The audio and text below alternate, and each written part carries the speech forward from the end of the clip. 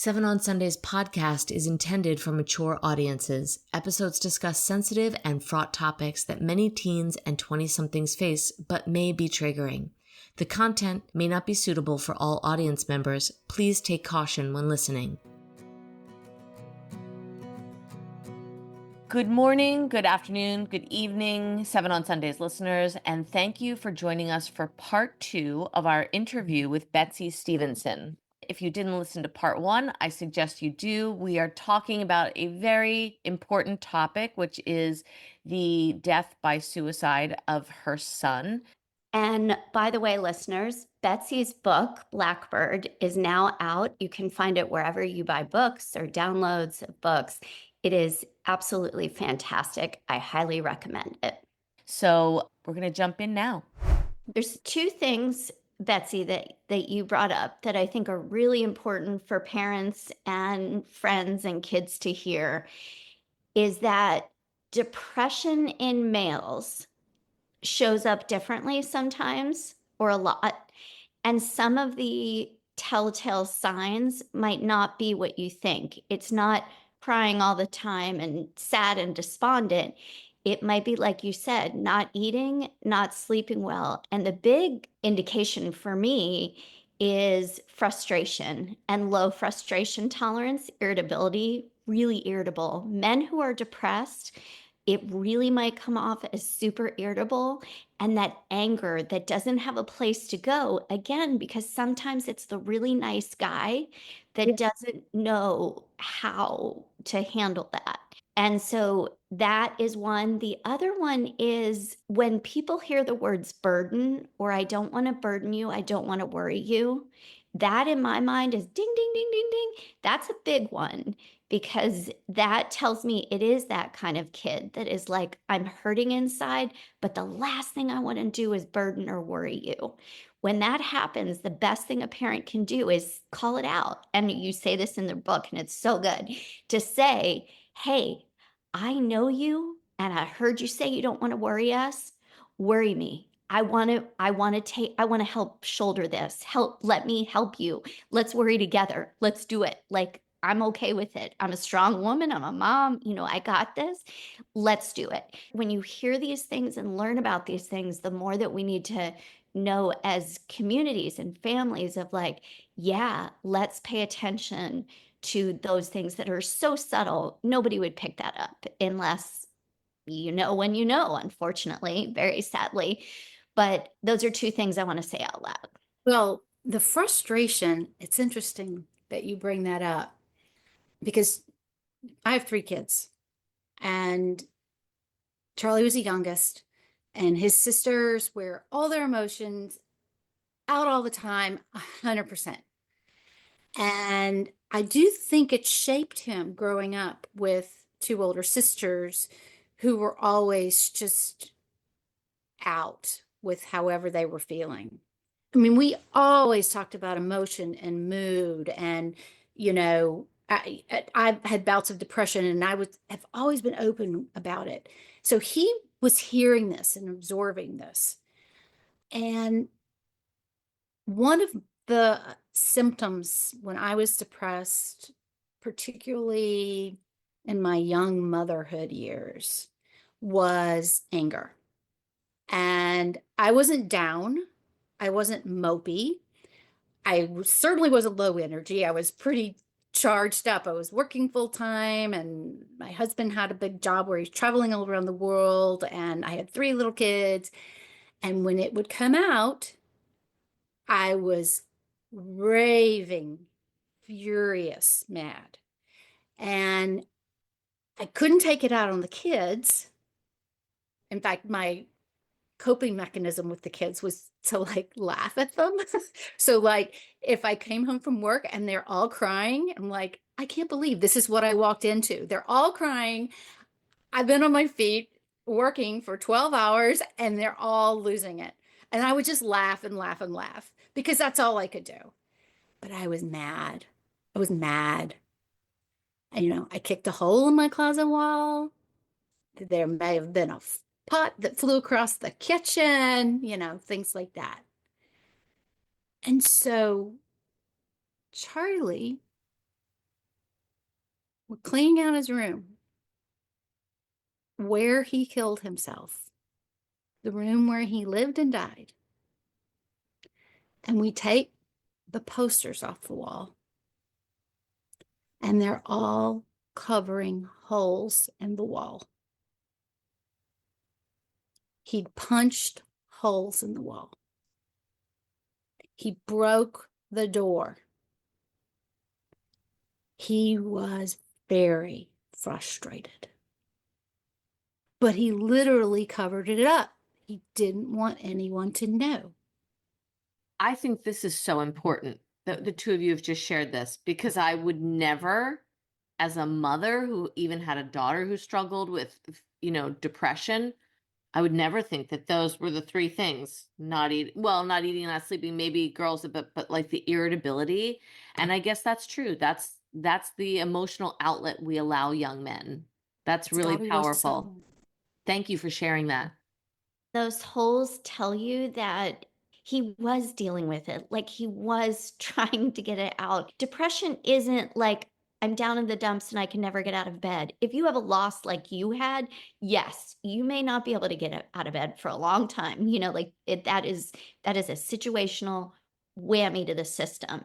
But for people living with depression, there's highs and lows with it. And again, if you hit it at that perfect storm, that's when people need the tools of like literally 100 things to go through and shift the mood, because it will move. He gave the best advice. We teach what we most need to know. And what he said to his friend was 100% right. It will pass, people. It will pass. I know that. Nothing is permanent except for change. I mean, nothing is constant except for change. That is the truth. So it will pass. But the problem is you have to get yourself there and ride it out. And it may take a little while, depending on how deep it is. But when you're ruminating about, all right, this is it, then we stay stuck there.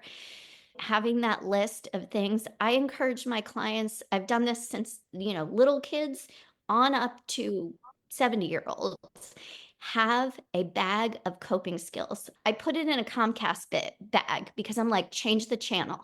We need a signal to change the channel. We need a bag of stuff. And I don't care if it's a coloring book, a squeegee thing, a ball to throw against the wall, something to smell, essential oils, music headphones, like literally 100 things in this Comcast bag to switch the channel.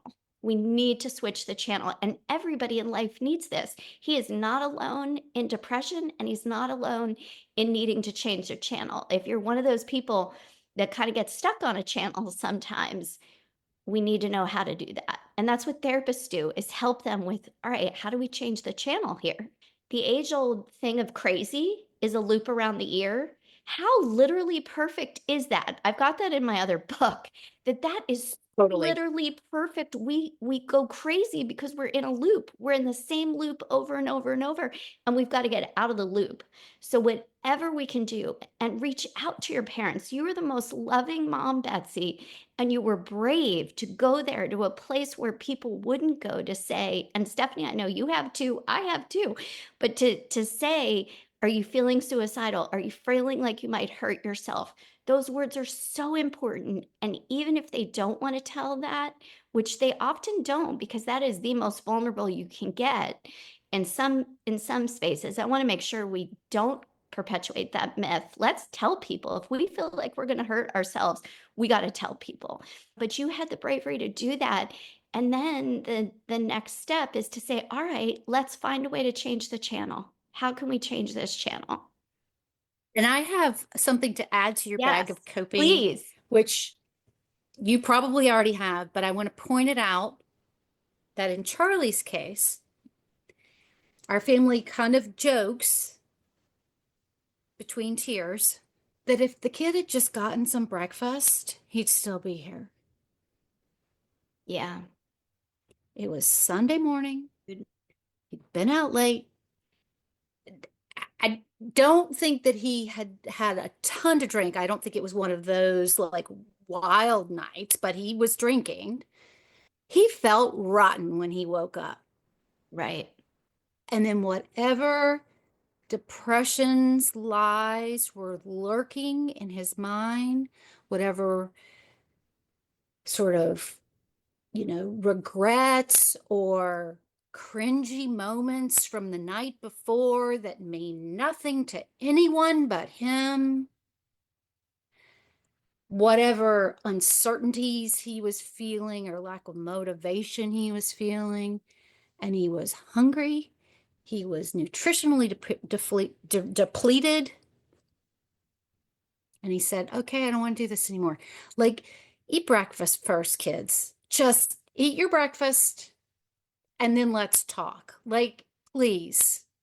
Not only did he not eat, but he probably also didn't sleep a lot. Right. Too horrible. Right. But as a parent or a friend or a roommate, what do you do? I mean, I think about if he were at home, would I have knocked on the door? I would not have. It was Sunday morning. Yeah. Chez, I don't know if you have an answer to this. I'm sure no one has an answer, but Betsy, it really sounds like there was literally nothing prior to this friend telling you this. I have to imagine that that is rare. I don't know. Is it rare? Well, and what happens with deaths of despair like this, whether it's drug abuse or suicide or whatever, after the fact, so much comes into play like, oh, well, I did see that. I did see that, like you were saying, he was frustrated, or like things start to make a little sense. This is in a lot of ways it doesn't make sense, but sometimes after the fact I hear people say, and I did it myself, oh God, I did see he was wearing the same clothes for 3 days. Like, yeah, I saw that. Like things like that kind of start to make sense. Or my brother was giving away things. He was giving away his possessions. And that wasn't unlike him. So we were like, oh, thanks, that's so nice. But so clearly like some signs are there. But again, you don't realize it until later. And this is where education across the board has to happen at the high school and college level, maybe even younger, of here's the real signs of depression that you may not notice, you may not pick up on, but here are some of them, and think about them for yourself. If you're really got a lot of anger that you're punching walls, and we've all been there at one time or another, all this stuff is universal. It is no shame, no blame. But if that's the point that you're at, then, and he was doing everything right, like he was getting help. So it's a hard one.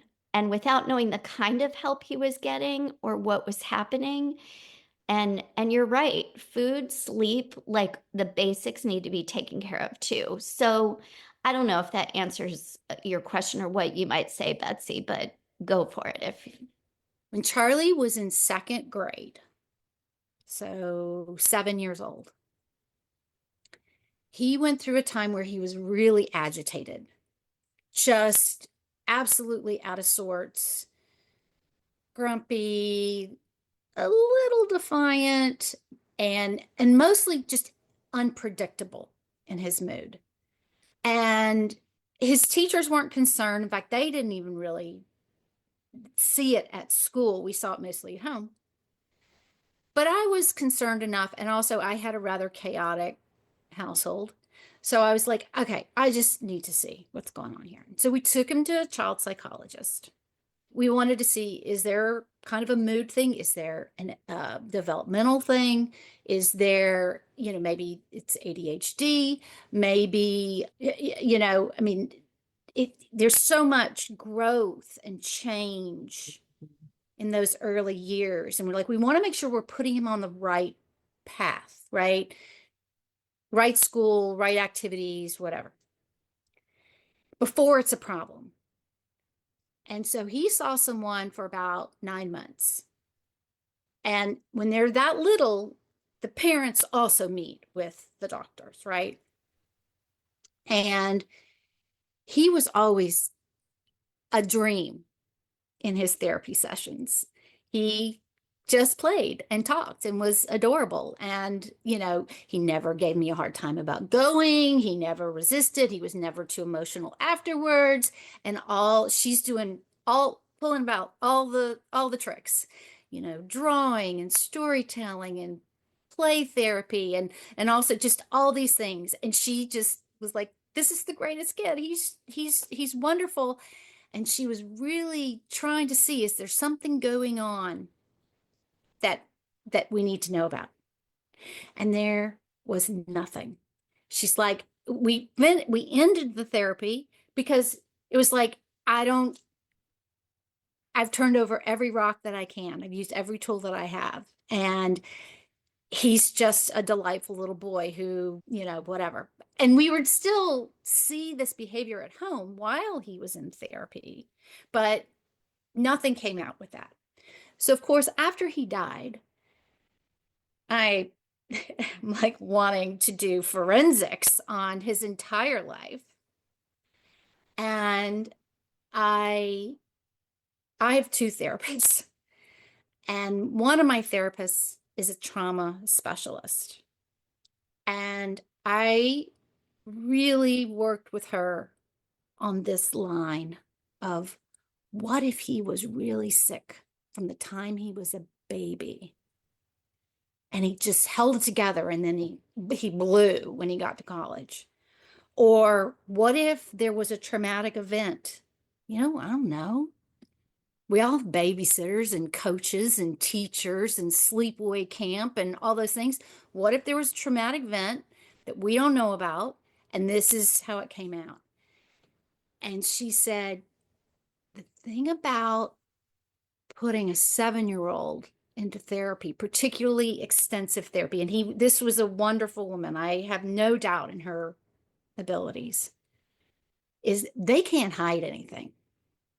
They can't, they don't, they're not teenagers or adults who will go in there and like, I'm just not going to let on what's going on, especially for 9 months. The drawing and the play therapy, you can't hide that. You That's why I love it, cannot hide because you it. cannot. No. You cannot hide it. Week after week, And so she's like, you have to trust the diagnosis from those early years, right?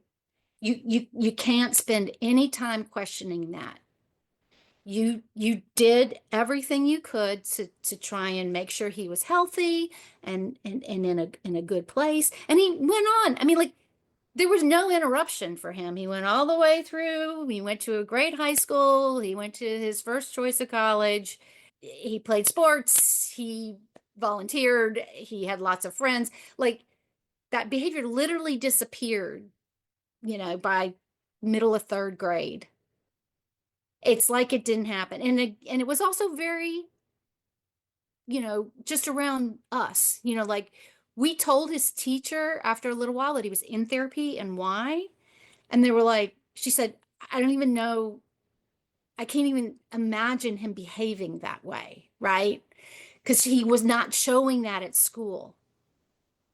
So it was just a thing. It was just a kid thing, a growing phase. It was, you were just talking about how things come and go. And so I don't talk about that a lot, not because it's a secret, there's nothing to hide, but because sometimes that muddies the water, because people want to know. So many people are like, what happened? Something had to have happened. They want to pin it on a conversation or a trauma or this long burning dynamic, well, maybe he had this really tough relationship with somebody that just, and I just don't think that was the case with him.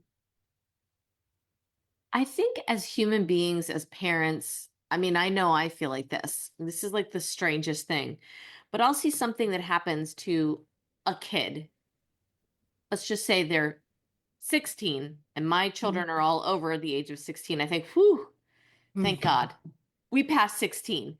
It's something in our human nature that once us to feel a separation from someone that has experienced a trauma, a disaster, and anything. Some way that we can differentiate ourselves, because we all are human, and we all know, as I said to you, Betsy, the first time that we talked, this is the worst club in the world.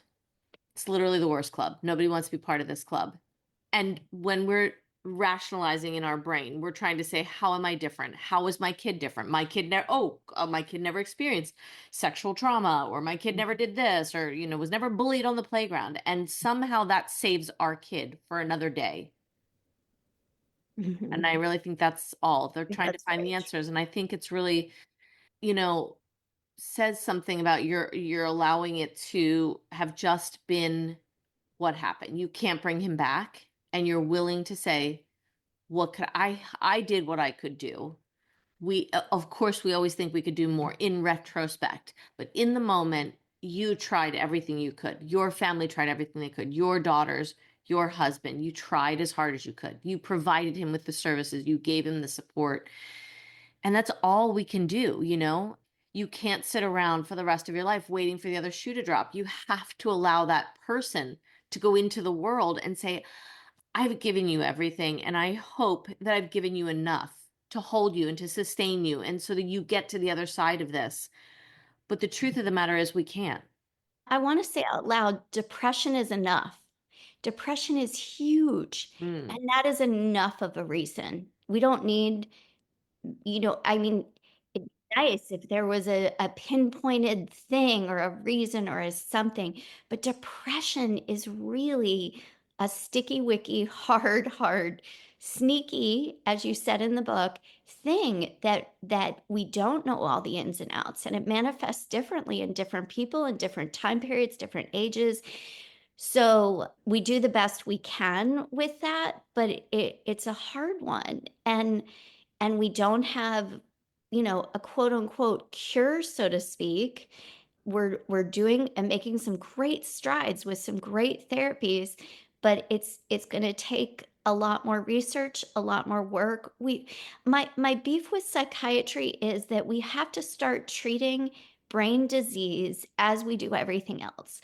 Let's do brain scans. Let's look at everybody that might have depression and really see what the brain is lacking, what the brain needs, what will help, what will, make a difference. So we're really antiquated in that particular area.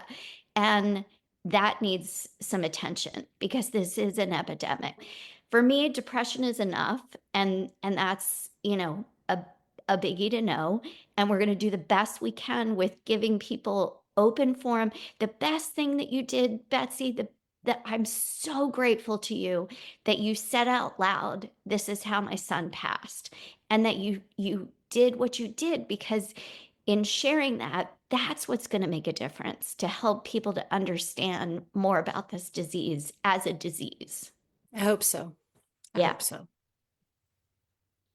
I also think that we don't talk enough about how these transitions are big in our kids' life. Transition to school is a big transition, just like depression, like anxiety. Dr. Chez and I have done so many podcasts with young people in college. The majority of our guests are in college. And I don't think there's honestly even one that doesn't struggle with some degree of depression, some degree of anxiety. Young men struggling with other things that are really impacting them. And I'm not saying these are Charlie's things, but we aren't giving enough time and acknowledgement to that. We see someone going through a divorce and we're like, oh my God, that's got to be so hard for you. This is really hard. You have never been out on your own adulting. Like, we can joke about that term, but you've never been out in the world adulting, getting a boot on your car or your car towed, or, having to try to get into the classes you want to get into. And I mean, people would go like, oh, poop, I'm going to poo-poo that. I don't know. Did we have those same stresses? I think maybe we did, but we also didn't have social media that made us constantly compare ourselves to other things. And I'm not saying, again, these are not Charlie's things, Yeah. but did we have hustle culture where we were told that no female would like us unless we were super like the stud of the football team, or we were making leaving college making $150,000 a year, and if we didn't have, three, my brain is like, oh my gosh, internships. If we didn't have three Mm, internships before we graduated, we weren't going to get that, like there's so many things. I mean, even like marijuana, I'm not even saying this is a Charlie thing again, but like young people today are smoking marijuana that is 3 times as strong as when we were young. So even if you're just casual, like, and I would right. argue that maybe marijuana is less dangerous and harmful to you than alcohol, but at 3 times the THC, like all of these things are real. And yes, we had the same struggles, but we didn't have all of these other things compounding our anxiety, our depression, our fear of not getting it right? We weren't constantly looking at other people who've seemingly Right.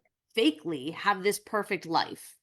And then the other side to that, which is something that I have decided was a Charlie problem, something that he struggled with, is that what happens if you have a great life?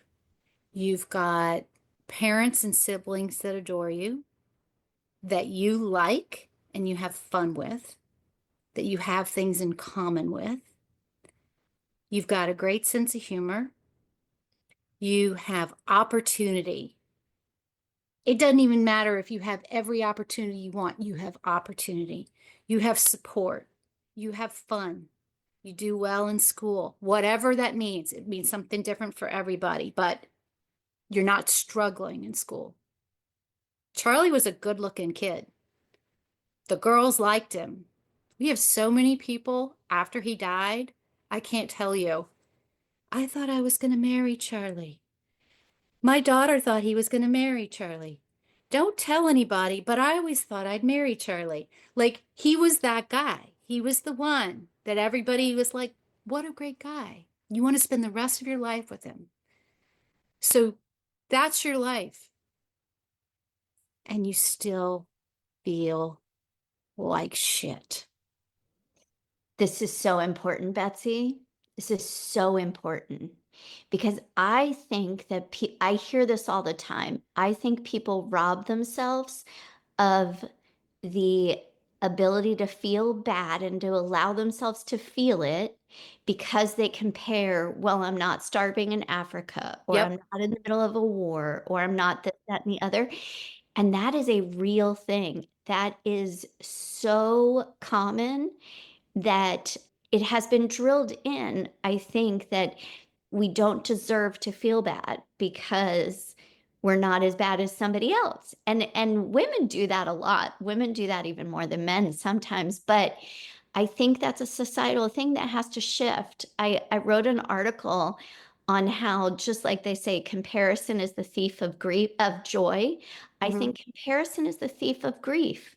And you Mhm. had it happen to you where somebody said, well, I lost my father or whatever. And so it's not as bad as my son. And it's like, no, no, no. Grief is grief. We're Yeah. allowed, don't let comparison be the thief of grief. It is very important to let all feelings. And that's another part of prevention, is to really work to get the word out that all feelings are necessary. They're human and they're just as important. And there is no comparison. Comparison robs us of that. And we can't let that happen. And your feelings are real. They're valid and it doesn't matter. If you're feeling it, you're feeling it. I know we have to wrap this up, but you're reminding me of a young man that Dr. Chez and I interviewed, and he was super handsome, and he went to Spain and he spent a semester there, and by all accounts, he looked perfect on the outside, right? And he was like, people would say, you're gonna have the best time of your life. Did you have the best time of your life? And we lamented in that conversation that, like, we assume these things, like the rest of us on the outside looking in, oh, this looks perfect. You're young, you're handsome, you're, going to exotic places and you're getting to meet a lot of people. And when you say things like that to somebody, when you anticipate their joy, their happiness, their, you've got it all made, you in some ways rob them of the chance to tell you where they honestly are in their path and in their journey, right? I mean, I guess our default is joyful, right? Like our default is like we want. You want it's a way to support people. It's a way to show enthusiasm, and yeah, it's But it can be a positive. And there's boomerang. It can be a boomerang in a case where somebody is feeling depressed, because it's reiterating, like, what do I have to be depressed about? There really must be something wrong with my brain. Yep, it's true. It's a very, very complex equation. It's a big thing. We could talk for a long time. Betsy, you're so, so brave and courageous to share your journey in your book and then to share this with us. We really, really appreciate this. And I'd love to continue the insights at some point because I think it deserves it. Like this could, this deserves hours and hours of prevention work. But what you did really opens the door, and your bravery to say, hey, think about what this means, because maybe that will help somebody. Think about what the aftermath, and if whatever it takes, to get people to change the channel, whatever that is, that's what we're after here, because the channel will change. It does change. Can I Yeah. ask you, Betsy, just before we get off, just so that our listeners who are going to read this book, and by the way, Dr. Chez read it, I think, in a day, and I am almost finished it, and it's literally like tears. Mm. But you had said something to us when we talked, and I think it's really important. You had said there were a lot of books. They were different than the book you were writing. Can you tell people, because there's going to be someone on here listening that wants to know why this book is different and how it's, going to impact them, maybe that's different what's out there? When my son died, I was starving for information, for perspective about what had happened and what I was going through, and how I could heal. And there are a lot of great resources. There are great websites and podcasts and books from people who've written memoirs, their personal story, their books from experts, in the health field about, emotion and psychiatry and grief and all the ways that we need to try and approach healing. But what I found, particularly in the early days of grief, is that my brain was scrambled eggs. I could not hold a thought. I could not complete a sentence. I certainly couldn't make any complicated decisions or calculations or conclusions. And so a lot of the books that were available to me wasn't about a matter about whether they were good or not, or effective or not. They didn't work for me. They also, and because they were dense, because they were giving maybe a medical perspective, like a therapist perspective on grief, or they were a memoir talking about someone's personal experience, which of course we do. Hopefully you find value in hearing about other people's personal experience, but in that moment, I did not have the capacity or the patience for these deep backstories, because a lot of times you do want to start with what happened in the childhood or in the teenage years. And it's how you make sense of things.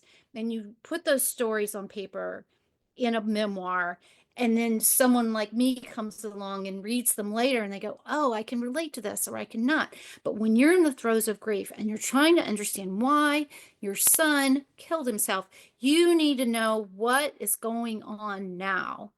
And so I wrote my book while I was grieving. A lot of memoirs are written in the past tense. They are written from the perspective of someone who has had time to experience and grow and reflect and learn 5, 10, even 20 years down the line. And that is very valuable. But I needed to know what was happening to me at that moment.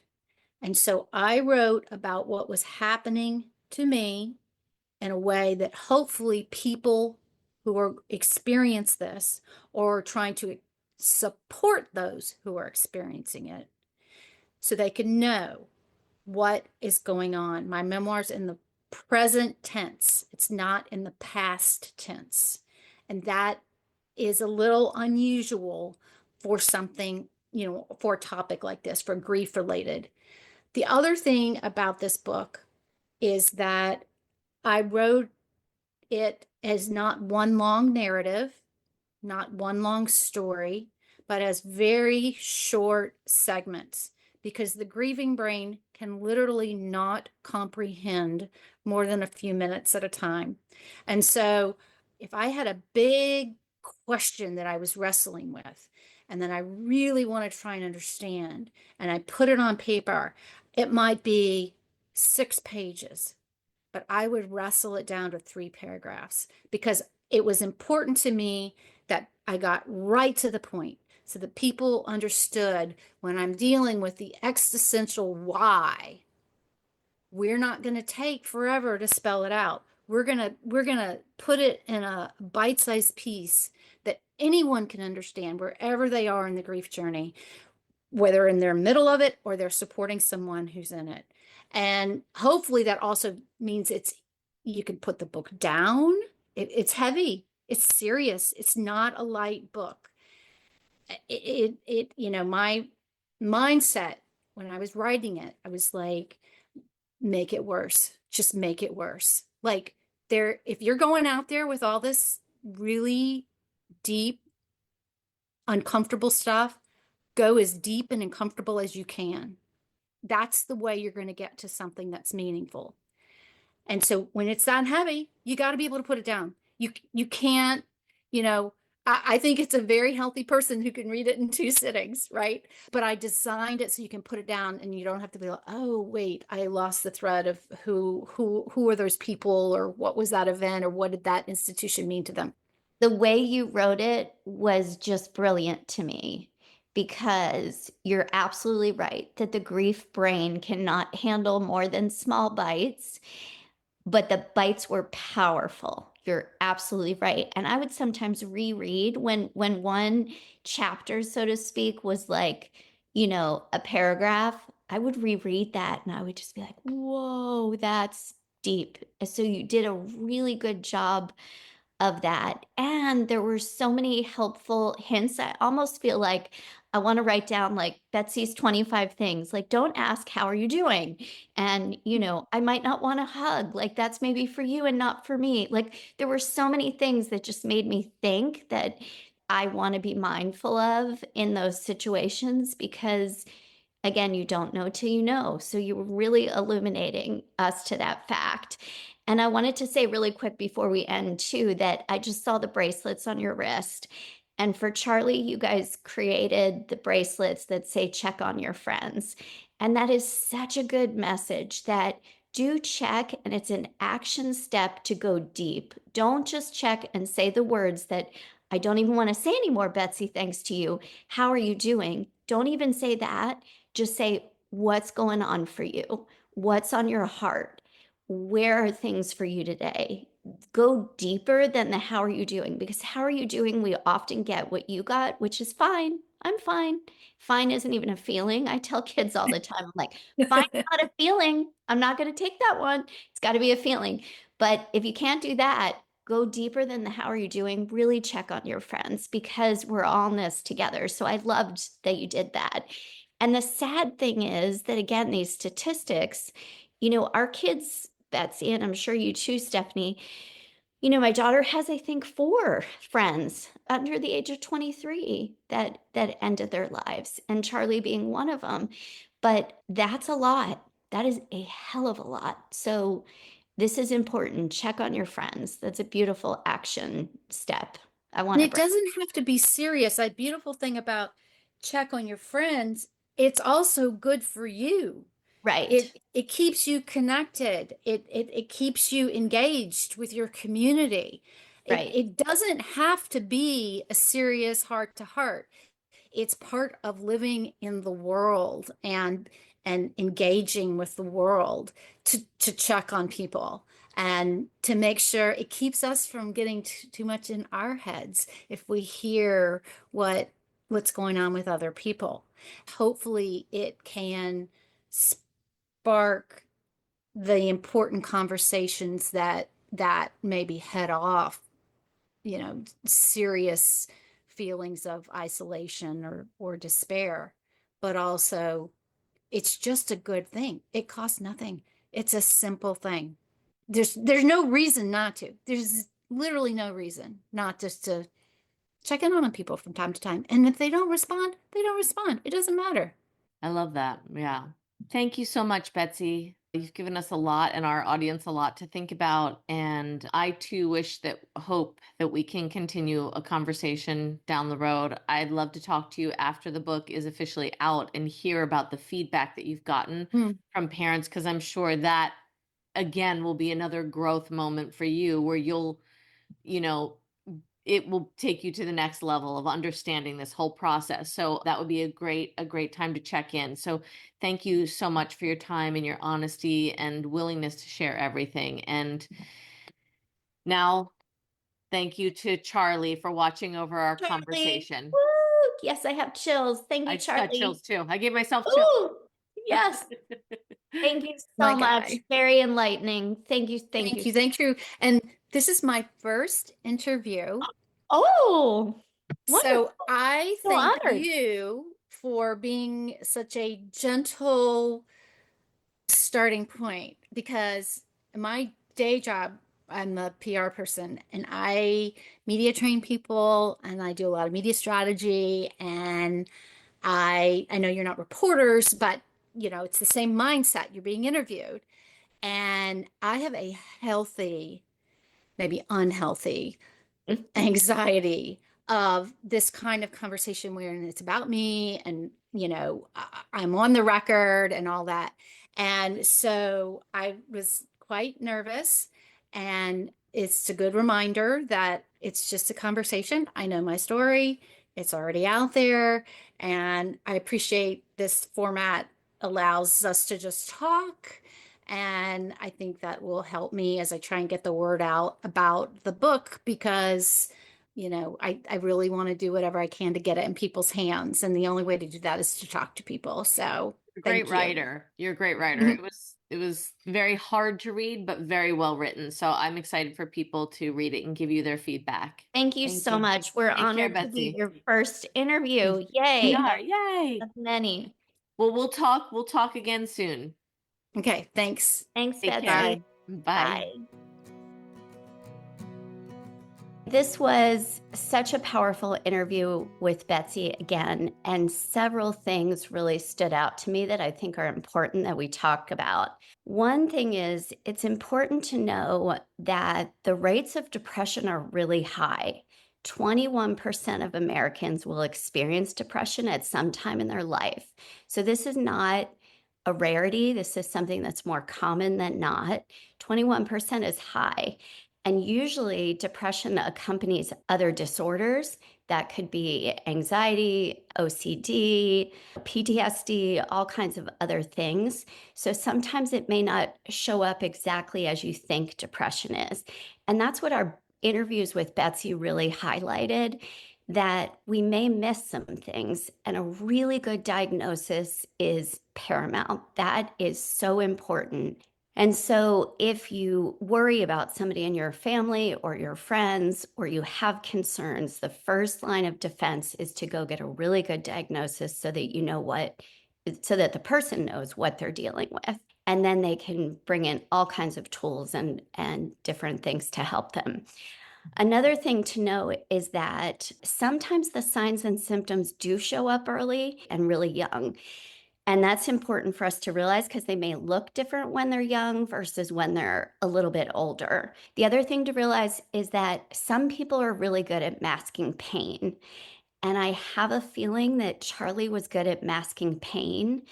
And one of the most pivotal moments for me in these interviews was when she took the posters down and she saw the holes in the wall. And Betsy remembers feeling that way, of feeling like, I want to punch a wall, I want to throw things across the kitchen. And those are things that we don't want to openly share. And what that tells me is that we don't have a space to openly express our emotion all the time. And Charlie may have not had that. So he was really good at masking it, taking care of others. And those are things that you really want to look out for because those are the people that internalize depression. And that's worrisome, more worrisome sometimes than the people who are like, oh, I'm so sad. Oh, I hate my life. All those things. Both are big warning signals, but sometimes the internalizers we need to look out for. I don't remember. Was Charlie in a fraternity? Yes. Uh-huh.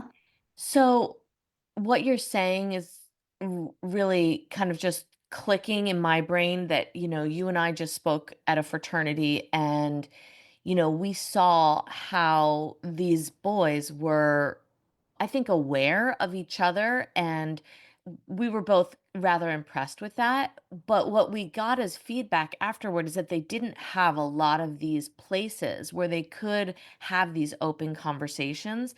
And I know we've talked before about fraternities and sororities, but maybe this is a call and a need to create these spaces, especially when you have this brotherhood that's being like formulated. Why not give them a space once a month where it is these kind of open dialogues? And we had talked before, I think we might have even mentioned it in this talk, in this conversation with Betsy, that the fraternity that we interviewed before, they were bringing in mental health practitioners one day a week or one day a month where everyone, the boys could sign up and things like that. But even maybe this is a call to, fraternities to maybe bring in workshops or places where someone facilitates conversations. It might be hard for them to jump in on their own, but we saw in our times with young people that, often something will get brought up. We talked about a father's suicide and, all of these other issues that are really weighing on these kids. And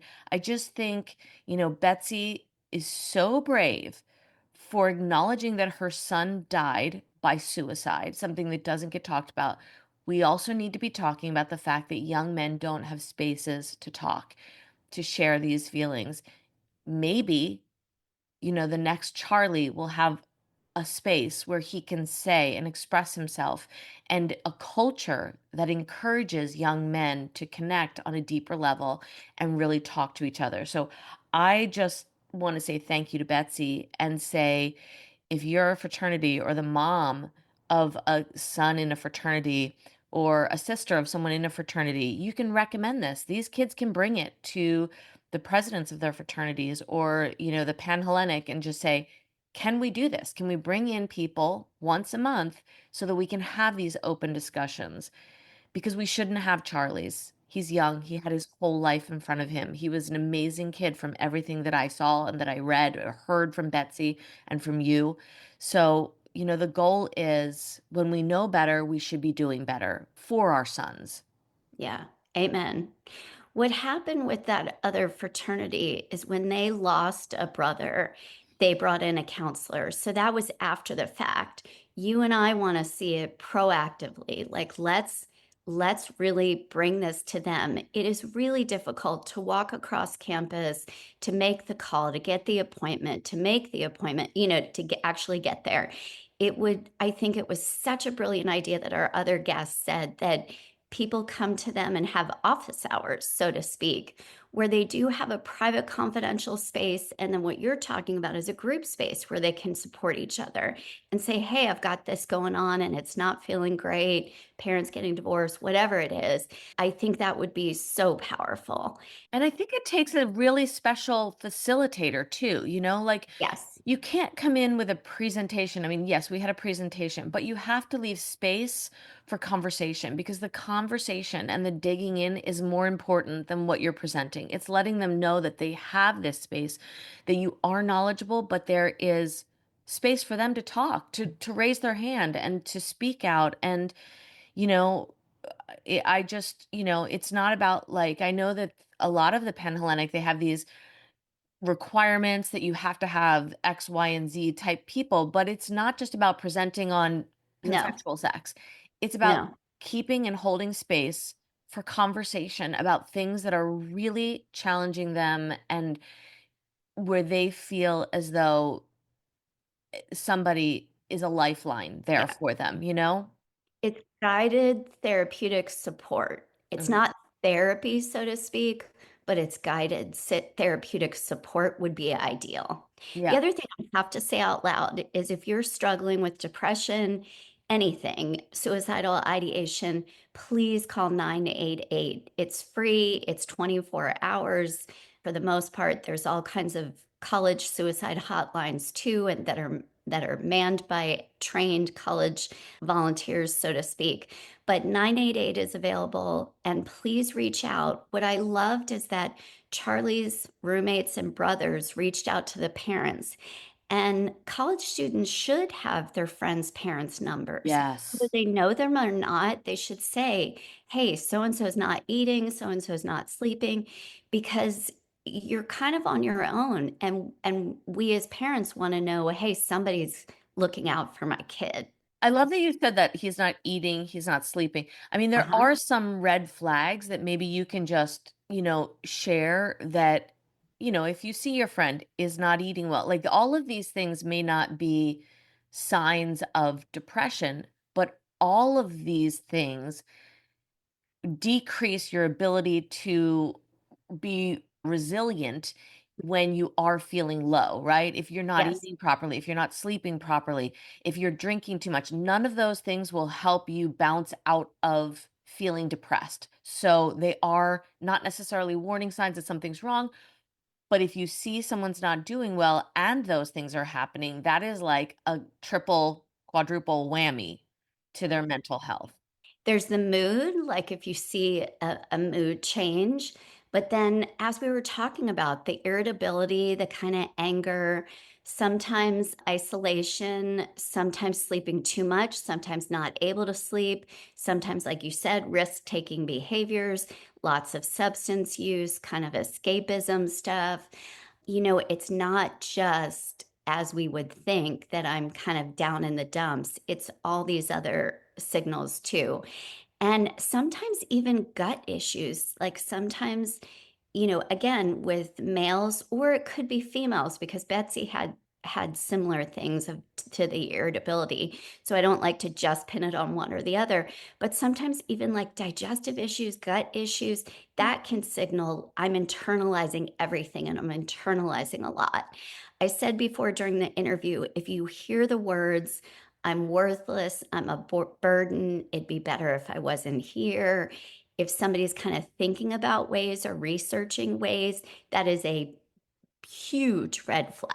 Like, take that seriously. So all of those things collectively and sometimes individually can kind of point to things and save a life if you reach out to somebody. Well, Betsy, once again, I want to say thank you so much for your honesty and your vulnerability and sharing Charlie's story with us because it was emotional and your book is excellent. Both Dr. Chez and I read it. We highly recommend it to all listeners. And it is a unique perspective. If you listen to the first part of this, it's a unique perspective that you won't get from a lot of books that deal with grief and suicide because this is a mother's perspective and it was her raw walk through all the things that came up in the literal minutes after leading up to and after her son's suicide. So thank you again and look for her book everywhere that you buy books. Thank you for joining us for this episode of 7 on Sundays. The 7 on Sundays podcast represents the opinions of Dr. Chez Leeby and Stephanie Boye based on our experience.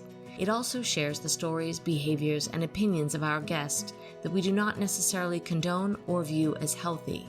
7 on Sundays is an open forum to discuss what is happening with our listening audience.